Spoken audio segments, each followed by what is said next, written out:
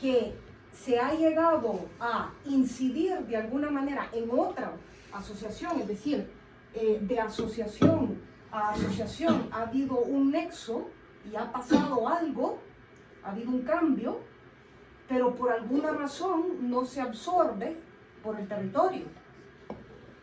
Y que para mi manera de entender eso es que todavía, o sea, se hizo el cambio, pero no se hizo el proceso de digestión y de reflexión de por qué era importante reciclar, por ejemplo, o por qué era importante utilizar eso. ¿Cuáles son los riesgos de eso? Que de aquí a un mes o 2 meses CONICET diga, miren, yo hice lo que ustedes me pidieron, pero la gente no recicla y es innecesario, por lo tanto lo quitamos y ya está. Entonces, esa falta de articulación en las diferentes cosas que se hacen genera este tipo de problemas, ¿vale? Eso es a nivel asociación, ciudad o asociación con asociación, pero les puedo dar también un ejemplo de grupo con grupo. Y es que, por ejemplo, pero ya lo veremos en las reflexiones también un poco más, el grupo de animales va de gatos y de perros. Por lo tanto, si yo no voy de gatos y de perros, no tiene nada que ver conmigo. Pero en realidad, los de gatos y de perros tiene que ver con convivencia, tiene que ver con salud. Y hay otro montón de grupos que comparten esos mismos objetivos y esas mismas visiones. Pero hay una falta de articulación entre lo que se hace y la manera de entender el grupo y el qué hace el grupo y el objetivo del grupo. Hay una falta de articulación entre ellos, por lo tanto se entienden como separados. Entonces pasan cosas donde se entrampan unos con otros. Y entonces uno hace una cosa que interrumpe el proceso de alguien más, ¿vale? O la gente se mete a un grupo, pero no se entera de lo otro, pasivamente espera que le llegue la información de otros lados. ¿Pero por qué? Porque hay una falta de articulación de objetivos, ¿vale? Entonces, esto se puede ver también en relación a la asociación y la ciudad. Lo que pasa es que, si lo veis, eso ya se va rompiendo. O sea, la asociación ya empieza a extender, digamos, la red, y entonces empiezan a pasar cosas a nivel ciudad, como el hecho de que ya se está enseñando cosas y procesos y tal a otras asociaciones de vecinos, o incluso incluso yo puedo extender esto todavía y sacarlo de la ciudad y sacar a comunidad autónoma, por ejemplo, y deciros que ya de ciudad a ciudad, en Badajoz también se les está ayudando con los vasos reutilizables que le llaman ecológicos en el periódico. Entonces, qué tía. ¿Vale? Esta era la parte complicada. Bien, Wow, entonces está chupado. Está No tenemos nada. Dale, sí. Perdona, te quería hacer unas cuantas preguntas sobre lo anterior.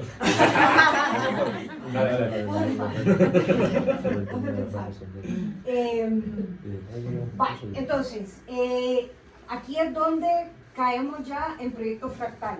Y una cosa que mucha gente ve como negativa, pero yo lo veo como un súper logro del proyecto fractal, y por qué es tan innovador y por qué me parece tan genial, es que todavía la gente es incapaz de hacer la separación entre proyecto fractal y asociación de vecinos. Para mí eso es un logro, porque los proyectos se tienen que articular de tal manera como para que no se vea la diferencia. Cuando se hace trabajo colaborativo y tú le haces una pregunta, ya cuando han terminado el trabajo y tienen el resultado de un trabajo colaborativo entre varias personas, y tú le haces la pregunta, pero ¿y esta idea de quién es? Y la gente es incapaz de responderte esa pregunta porque no sabe de quién fue la idea, porque la construyeron entre todos. Por lo tanto, si no son capaces de ver dónde termina, cuándo terminó, cuándo comenzó y tal, es porque fuimos capaces de meterlo y entrelazarlo tanto que no se viese esa diferencia. ¿Vale? Dicho de esa manera, Proyecto Fractal era un proyecto de educación para el desarrollo, para el tema de la financiación, pero estaba pensado justamente con lo que hablamos de la teoría antes. No nos hemos inventado la rueda. O sea, este tipo de proyectos ya suceden y han sucedido en bastantes lugares. Se llaman planes educativos territoriales. El problema de los planes educativos territoriales es que son súper a largo plazo, son 30 años. Entonces, ¿qué es lo que pasa? Que para hacer un proyecto no solo tienes que pensar para adelante, sino que tienes que pensar en fragmentos, porque la manera de financiar proyectos no te financian un plan a largo plazo. ¿Quién que cierra aquí? Mamá, no vamos a dormir. No, porque no se la ve. No voy a dormir yo. Es que da la luz, es verdad, da la luz así. justo Ah, acá. os da la luz a Apaga, vosotros. si no, Hostia, se le va a ver la vamos a cara. contar historias de miedo. Sí. Una vela. Vale. Una vela. Entonces, lo que quiero que entendáis a lo mejor no es tanto el texto, sino lo que he subrayado, ¿vale? Entonces, de este mega objetivo, lo importante era la construcción de redes, que ya lo veremos, la construcción de redes, el entenderse a sí mismos como agentes de cambio. Eso significa agenciarse del proyecto de la asociación de vecinos. Eso es un término bien importante. Y luego el tema de identidad y de recuperación de identidad, ¿vale? El proyecto debería, o el proyecto de la asociación de vecinos debe de ir ligado a la identidad endógena del sitio, si no, no va muy para adelante, ¿vale? Entonces, en relación al resultado, dale a la siguiente, por favor. Estas son las redes. Este es el listado de asociaciones con que se ha trabajado durante este año. Con unas se ha avanzado un poco más en establecer una relación real y no solo trabajar en un proyecto específico. Con otras no, con otras tarda un poco más, ¿vale? Pero yo sí quería poner el cuadro para que estuvierais conscientes de que se está expandiendo la red un montón, ¿vale? Y se está llegando a un montón de sitios. Tengo cuadros específicos para redes específicas por actividad y por grupos incluso tal, pero no quería eso, simplemente quería que vierais el resultado del trabajo. Puede que falte alguna, ¿no? Puede que falte alguna, pero... Oye. O sea, 40 no te vale. Bien, guay. O sea, ¿vale? no se siente identificado con el trabajo de 40. Que no es que salga No, de solo cara. he dicho me que refiero falta que alguno. Vale, puede- vale. dicho Ya que puede que está. falte alguno, ya está. Menos mal que estoy para defenderte, ¿eh? Y yo para atacarle, venga, Vale. vamos.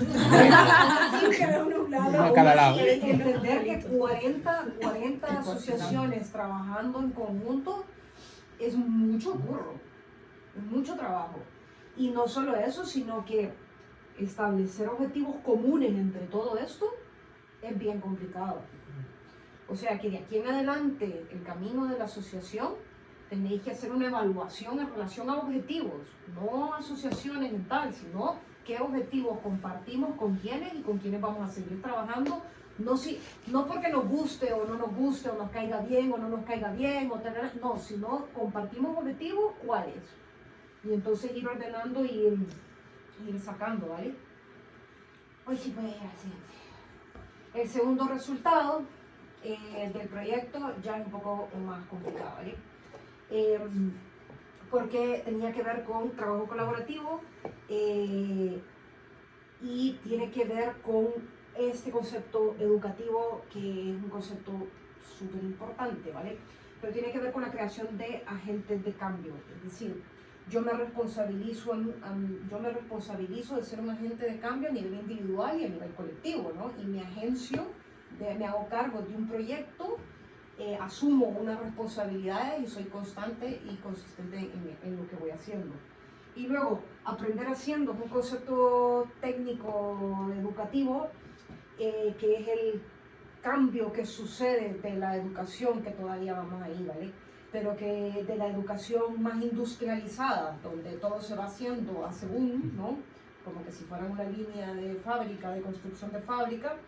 Y entonces vamos a empezar a pensar en los contenidos curriculares y la información que se está manejando y el conocimiento que se va creando de otra manera. Y la manera es, la metodología en sí es aprender haciendo.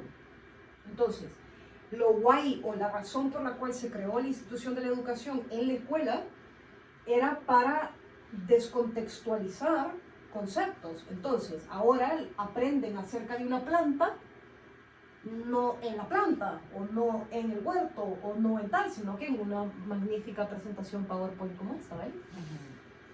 Ese es descontextualizar lo que estamos aprendiendo, pero en tanto descontextualizar, se pierde mucho de lo que realmente supone el aprendizaje significativo, que es aprender haciendo las cosas. Entonces, el ejemplo más fácil que entiendo yo para esto es que tú no aprendes a andar en bicicleta en una pizarra. Tú puedes aprender las partes de la bicicleta, puedes aprender las normas de andar en bicicleta, puedes aprender un montón de cosas aquí, pero tienes que subirte a la bicicleta y tienes que caerte y tienes que hacer todo el proceso para aprender a andar en bicicleta. Por lo tanto, conceptos como matemáticas, ciencias, todo esto que son parte del currículum que se aprende descontextualizado termina generando información que no queda clara. Entonces, la forma en cómo lo hicimos en Proyecto Fractal era: vamos a enseñarles a ser agentes de cambio siendo agentes de cambio, ¿vale? Con contenido que sea específico de luchas y de intereses que ya tenían. Todo el trabajo y todas las actividades y toda la lógica de cómo se hicieron las actividades están todas ligadas a un grupo de trabajo o a varios grupos de trabajo. No se hizo mosaicos sin tener una idea de con quiénes se podía trabajar los mosaicos o cómo en los grupos o para qué les iba a servir. La escultura de plástico, por ejemplo, está ligada específicamente al tema plomo. Entonces, y solo para terminar, es que esto sí es un montón de texto, ¿vale? Pero las actividades, el punto de esto es que cada una de las actividades iba con cada uno de los intereses que ustedes ya se estaban planteando y de las demandas y las necesidades de la población. Cuando hicimos jornadas de sostenibilidad territorial, se trajo, siempre pensando en redes, se trajo a la plataforma de la mina con la idea de que trabajásemos en el olivar de la judería, ¿vale? Pero viendo hacia la montaña para que entendiésemos un poco cómo puede afectar un proyecto de mina. También se trabajó eso para que entendiesen. Ahora entiendo yo que hay 247 permisos de extracción de minas en la región de la Comunidad Autónoma, muchos de ellos en proceso. 247 van a colar varios, y esos, por los que venimos del sur y de Latinoamérica, están bien claros los efectos que tiene eso. El problema es que para nosotros está bien claro los efectos de eso. Para aquí, si ustedes se fijan, la mayoría de la gente se enfoca en los puestos de trabajo que va a traer, o la extracción del material, del mineral que no va a quedar aquí, o ese tipo de cosas. Entonces, se habló de eso con la plataforma de la mina. Además, estuvieron en las jornadas productores locales de la montaña también. O sea, todo estaba enfocado en la montaña para que empezásemos a pensar, cuando pensábamos en sostenibilidad, empezásemos a pensar qué recursos tenemos aquí. Y uno de esos recursos también era el sitio donde se hizo el olivar de la judería. Está completamente abandonado. Pues no está abandonado porque está bien bonito, pero no lo usamos. Es un espacio que está ahí y no lo usamos. Se está utilizando más Plaza Santiago, Plaza Mayor, lo que sea, ¿no? Pero no se usa ese espacio. Entonces, era un poco para tratar de hacer espejo. Entonces, esto para mí son ejemplos de cómo aprendemos a pensar de esta manera. Todos los materiales que se utilizaron en la actividad, todos son reutilizables. Hicimos la parte de tienes que lavar tu propio plato y tu propio cubierto y tal, hay que lavarlo todo, que luego la limpio, ¿no? Pero hay que lavarlo todo como parte de la reflexión de, pues sí, para que haya un bienestar común, tengo que sacrificar alguna parte individual mía, es decir, yo tengo que poner un poco más para beneficiar al colectivo, ¿no? Entonces, vimos eso, los mapeos tenían que ver también, bueno, el mapeo es como el más claro, pero es que eso está más adelante. Y el manual está en camino, entonces están pensados en ODS. Ahora, ¿por qué me parece importante en la presentación hablar de ODS? Primero porque está de moda. Segundo, porque creo yo que la mayor parte de la financiación va a ir por ahí. O sea que si la asociación piensa presentar proyectos para financiación, es bien importante que vayamos entendiendo la visión de los objetivos de desarrollo sostenible. Están enfocados a la Agenda 2030, o sea, el problema que yo le veo a los objetivos de ODS es que están pensados para el sur. Entonces están escritos de una manera que no termina de cuadrar. Por ejemplo, dale más adelante, está salud y bienestar. Ellos entienden salud como minimizar la enfermedad, y al bienestar como que si fuera algo aparte de la salud. O sea, la salud es no estar enfermo, básicamente. Entonces, lo enfocan en el sur, entonces enfocan en enfermedades como bajar el número de muertes, voy a decirlo Por SIDA. por SIDA, por ejemplo. Pero porque está escrito en ese lenguaje. Nosotros, la manera en cómo lo enfocamos fue con bienestar. Que entendiésemos bienestar, y lo he puesto por aquí, bueno, evidentemente tenía que ver con plomo, pero que entendiésemos bienestar como la parte afectiva, los lazos comunitarios y los vínculos que tengamos las personas unos con otros, y la forma en cómo eso nos aporta a nuestro diario vivir es parte de la idea de bienestar. Eso fue como logré justificarlo ahí, ¿vale? Pero además hay que entender el enfoque de bienestar como creo yo que debería ser el modelo real de la prevención de la enfermedad. Entonces, si nosotros nos enfocamos todo en bienestar, en vez de cómo no me enfermo, pues yo qué sé, tomo antigripales o subo mi sistema inmunológico, o puedo enfocarme en promover el bienestar por todos lados. Entonces eso ya cambiaría completamente el modelo, ¿no?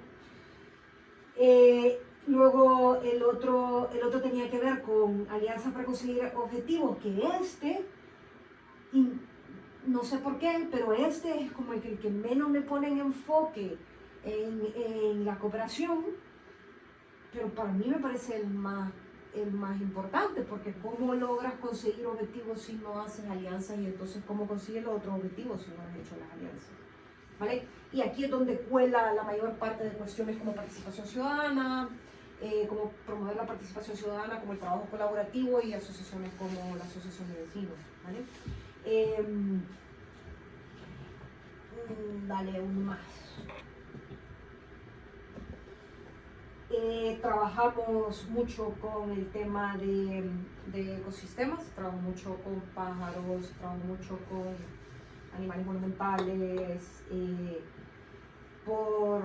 porque estaba clarísimo que esto es una cepa, y hay que protegerla, ¿vale? Y es parte del patrimonio. Entonces, esa fue la manera en cómo logramos. Ahora, el vínculo, creo yo, también para salirse de un poco de ciudad monumental en sí, o solo o intramuros o tal, para expandir un poco la visión, habría que utilizar para empezar a promover, por ejemplo, la protección de la zona de la ribera del Marco, o ese tipo de cosas que son parte y que nos afectan directamente a cómo, o la calidad de vida de todo el resto del área, ¿vale?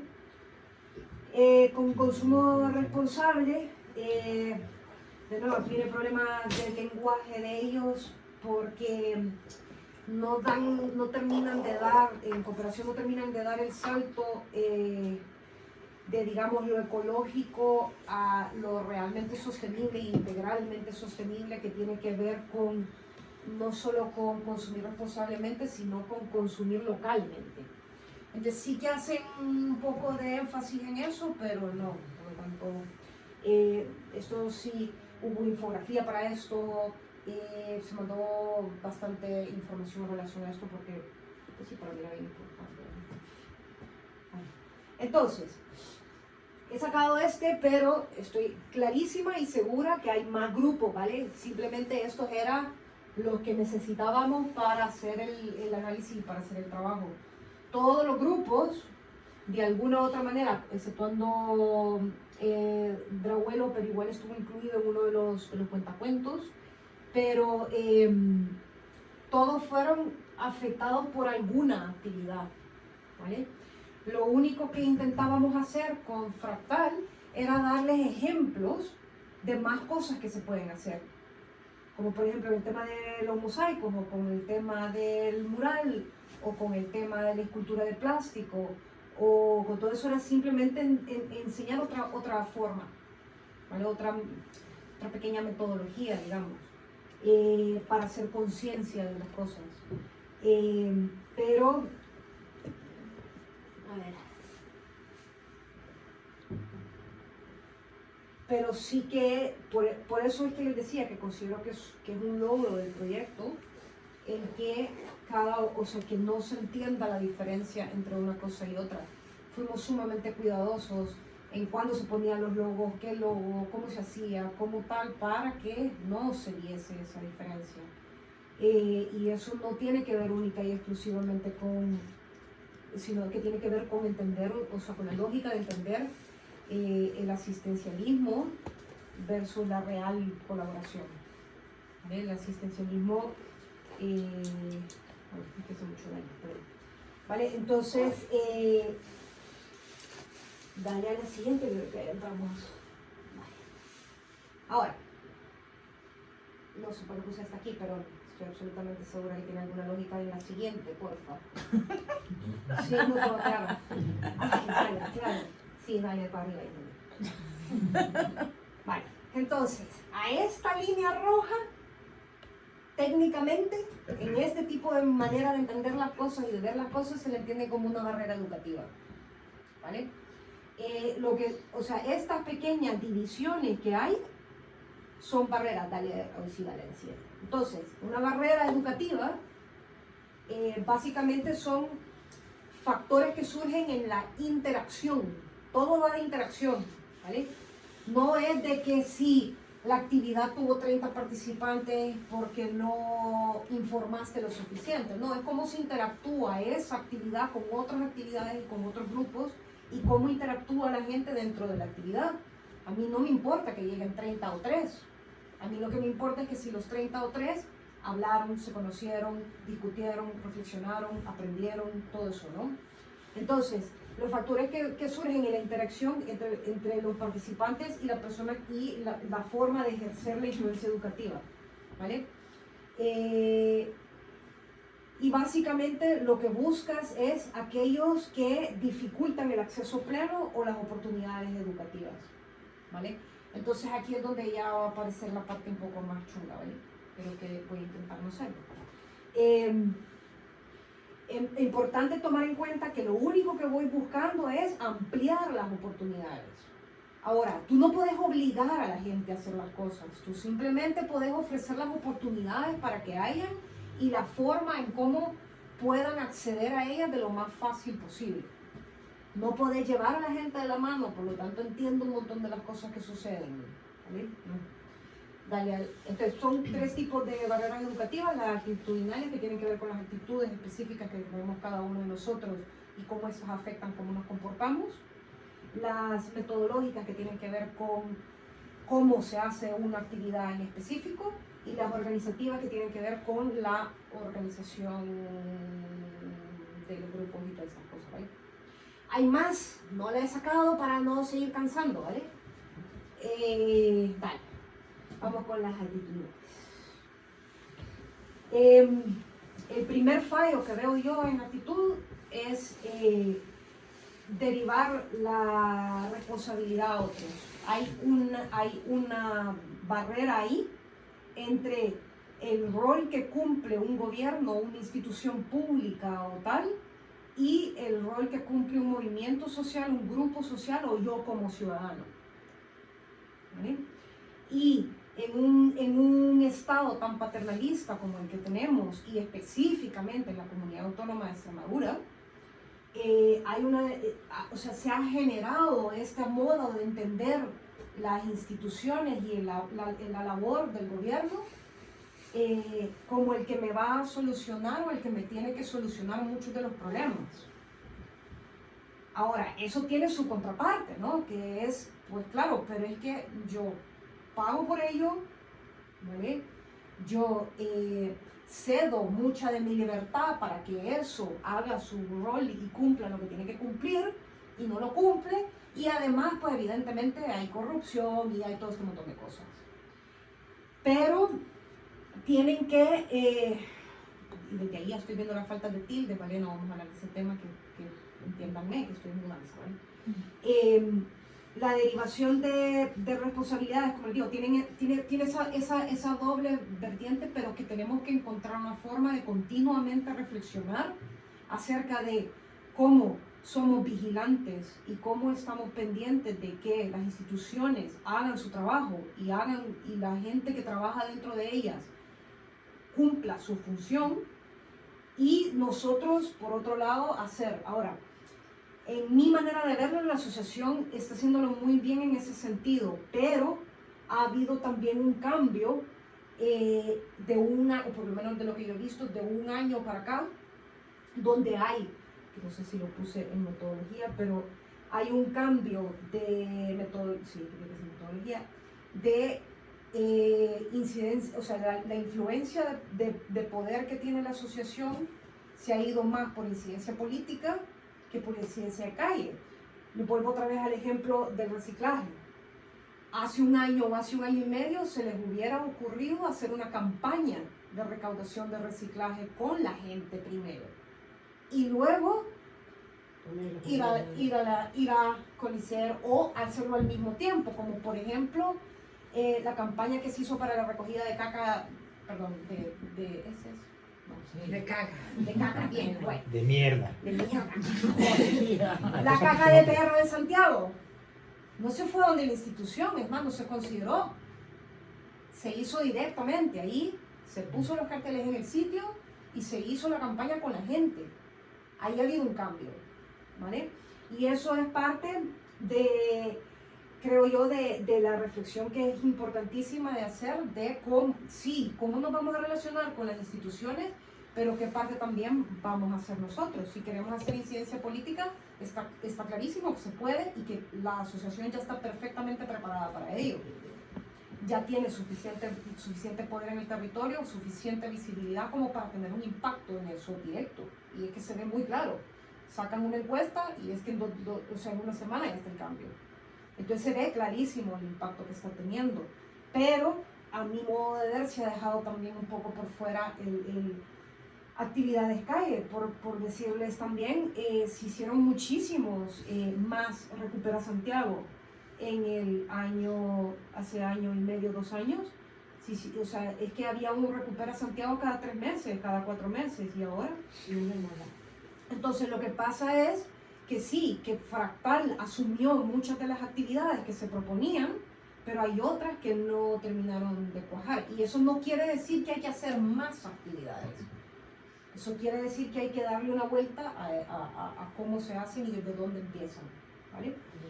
Luego tiene que ver con expectativas. En términos de barreras educativas, las actitudes acerca de las expectativas se enfocan más en la actitud que tiene el profesor con el niño. Es decir, los profes desde la primera semana, 2 semanas, 3 semanas ya tienen una radiografía de qué niño vale y qué niño no vale.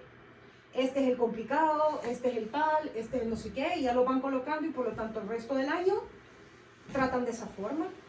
Y cuando tú ves, las calificaciones finales de los niños coinciden muchas veces con las expectativas que tenía el profe desde el primer día. Entonces un poco pasa eso, o eso es lo que veo yo en el discurso, que muchas veces creemos que hay personas que su manera de entender las cosas, su manera de ver las cosas no es la... ¿Cómo esta? No es la... Adecuada. no es la adecuada, ¿vale? La políticamente correcta. No nos mola. Hay La que gente, no, la que no nos, hay la que nos gente que ya gustaría. hemos colocado en la caja de este no. Es que Sí, con este no se ahorita puede no. hablar, es que este como no sé qué y no sé cuánto. Y eso no quiere decir que esas personas no sean súper complicadas, como en el caso de los niños en el aula.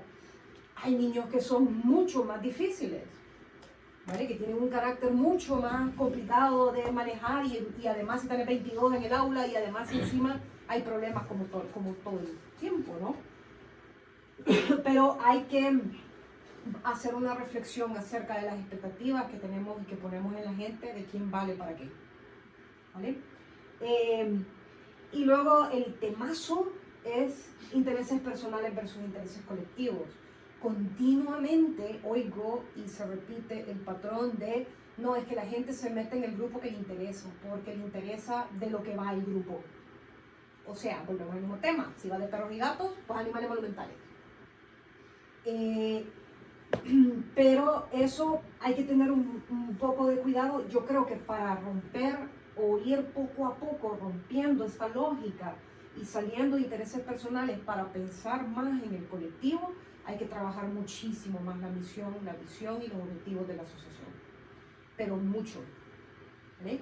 Para romper esto. ¿Por qué? Porque si seguimos en intereses personales, el riesgo de eso es que en este lugar, en todos los lugares, ¿verdad? Pero en este específicamente, culturalmente hay una cuestión que me encanta la frase, porque es que hay de lo mío.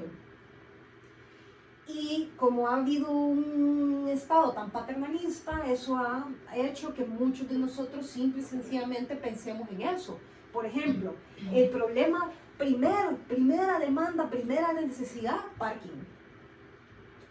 Tú me preguntas a la gente y lo que más les enoja, lo que más les molesta y lo que más quieren cambiar es poder aparcar el coche fuera de su casa. Eso es un interés personal, ¿vale? Entonces se meten a lo mejor a infraestructura o se meten a tal para ver esto. Y eso ese es el riesgo, ¿no?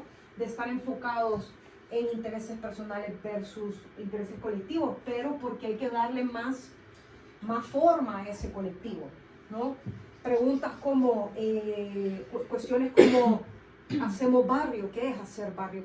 Para empezar, ¿qué es el barrio? Si limitemos el asunto, no solo territorio, sino qué barrio, que para mí qué es barrio. Y luego poco a poco entendemos qué es hacer barrio y reflexionar acerca de qué es hacer barrio. Para darle más fuerza discursiva al tema colectivo y empezar poco a poco a que se enfoquen menos en el rollo personal. Esto es sumamente importante, especialmente con el hecho de que tenéis la amenaza gravísima de la gentrificación dado por el turismo y tal. Sí, hay que tener eso en cuenta, pero es que esto está visible en un montón de cosas a la hora, y es tan inconsciente, pero es que es súper inconsciente porque el Estado, o sea, por el historial cultural que hay detrás, que los vasos, por ejemplo, la estrategia para que usasen los vasos tenía que ver con si ganaban más dinero o no ganaban más dinero en la barra personal de cada una de las personas que vendía vasos. Entonces, el discurso se repite continuamente, da igual en qué grupo esté, y evidentemente es un discurso que se repite en toda la ciudad y en todo el territorio. Vale. Tranquila. Y luego, las barreras metodológicas tienen que ver con el enfoque en resultados concretos y no en procesos, ¿vale?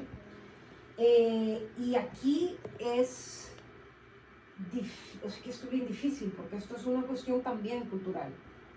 Entonces, todavía la gente no tiene claro, y creo yo que dentro de la asociación tampoco tenéis claro, ¿qué es un resultado? ¿Cómo mido el resultado positivo o negativo? ¿Cómo mido hacia dónde voy y cómo voy yendo hacia ahí? Porque creo yo el enfoque tiene que ver mucho con acciones concretas. No les puedo explicar la cantidad de veces y la cantidad de gente que me ha preguntado a mí que cuándo van a hacer la reforma de Santiago y que si van a hacer la reforma de Santiago utilizando todo lo que dijeron en el taller. Y mi respuesta siempre es la misma, bueno, no siempre es la misma dependiendo del día y quién sea, pero va más o menos en la línea de, no, es que a mí lo que me interesa es que aprendan la metodología de mapeo, y a mí lo que me interesaba del taller era que se pusieran a hablar. El mapa era la excusa y la Plaza Santiago era la excusa. Eso no quiere decir que a mí no me interesa muchísimo que se haga una reforma de Santiago enfocada en las necesidades de los vecinos y las vecinas. Claro que me interesa eso. Pero para mí en ese momento lo importante era que aprendieran a hablar. Y eso lo vamos a ver, claro, esto lo tocaste en la última reunión y creo que es el fallo que se ve también a la hora de hablar. Y esto es súper importante que entendamos la diferencia, no solo por el trabajo que hacen en la asociación de vecinos, sino en general. Y es que este fallo lo veo aquí continuamente. No es lo mismo información que conocimiento. Es completamente diferente. Información es el contenido curricular que se tuvieron que memorizar para pasar el examen X. Y que luego, 2 semanas después, porque si ahora mismo nos ponemos a hacer fracciones, ¿sabes? Ya.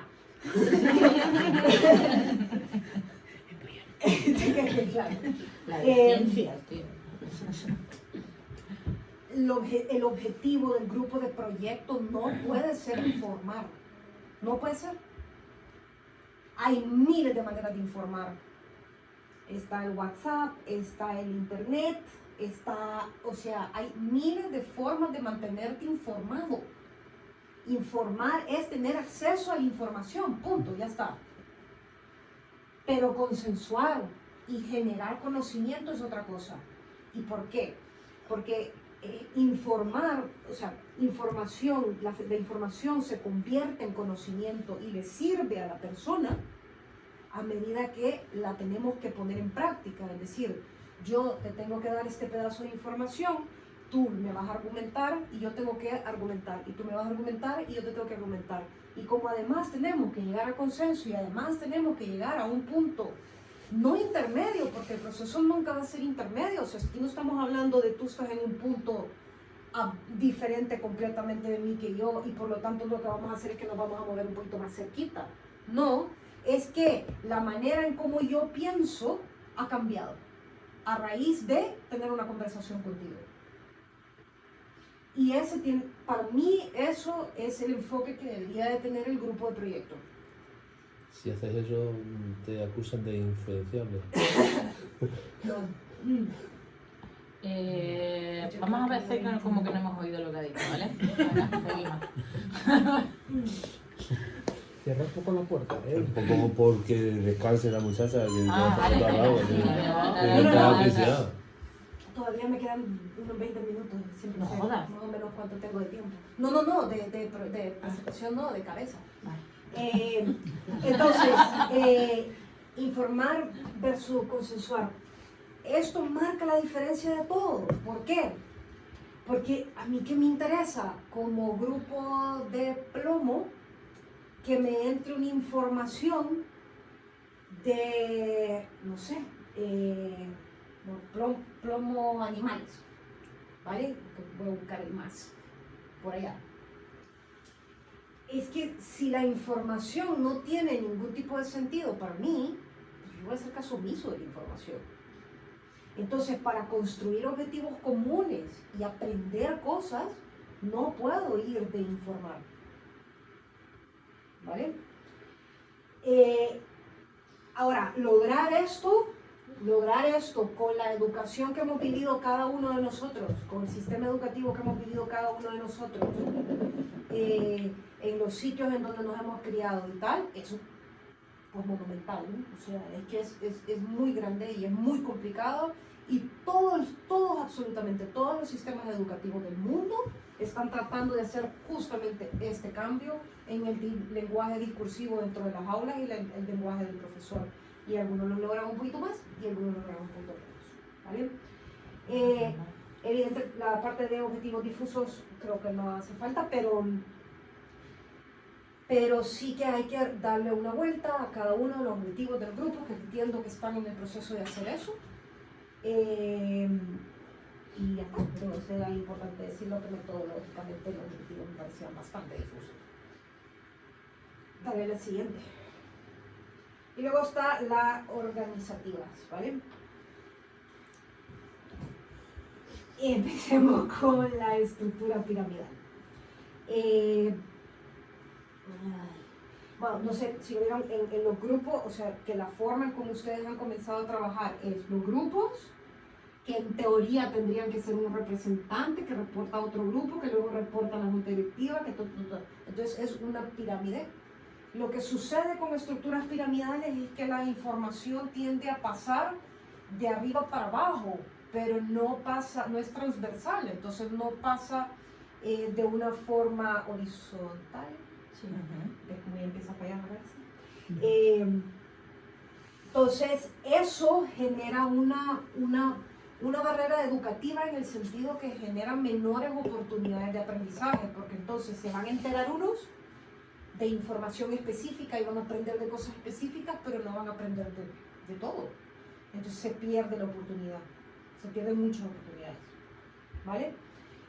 Ahora, la mayoría de las estructuras tienden a comenzar de una forma piramidal. Lograr una estructura horizontal es bien difícil, además con la cantidad de grupos. Pero yo lo que les recomendaría es que empiecen por algo bien sencillo y fácil, es un censo. ¿Cuánta gente trabaja en la asociación? Y cuando digo trabajo, entendemos todos que es voluntario, ¿no? Pero ¿qué es trabajo? Entonces, ¿cuánta gente trabaja? ¿Con quiénes contamos? Y empezar desde ahí a hacer que por lo menos la estructura piramidal empiece a funcionar como se propusieron desde un inicio. Y eso significa que cuestiones como elegir representantes de los grupos, elegir, pero más que todo pensando en algún momento trascender la pirámide y hacer una cuestión más horizontal. Siempre, aunque aún así esto es bien difícil, es que es súper complicado trascender eso, ¿vale? Pocas organizaciones lo logran, pero eso no quiere decir, creo yo, que hay que tratar de moverse para ahí porque se pierde mucho en el camino si no se hace, ¿vale? Si no se hace, lo que tiende a suceder con la estructura piramidal es que, pues, evidentemente la información se concentra en la parte de arriba. Cuando hay fluctuaciones y cambia la parte de arriba, todo lo otro le cuesta recuperarse, y ustedes no pueden, no tienen el lujo de ese tipo de cosas porque como es trabajo voluntario, si la estructura sufre golpes así, volverse a recolocar cuesta un montón, ¿vale? Estrategia, bueno, pero es que, guay, está buenísimo. Estrategia territorial tenía que ver con la incidencia política versus el trabajo de calle. Eso yo creo que queda como bien fácil, o sea, ya lo dije un montón y queda bien sencillo. Creo que ahí era todo, ¿vale? Dale a la siguiente, que yo creo que es la última esta. Es la última.